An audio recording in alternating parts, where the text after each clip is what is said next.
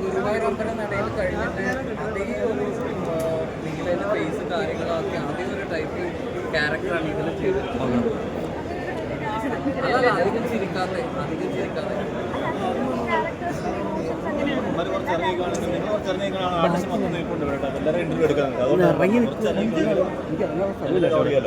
ഇവിടെ ഇറങ്ങാനുള്ള സ്ഥലമില്ല.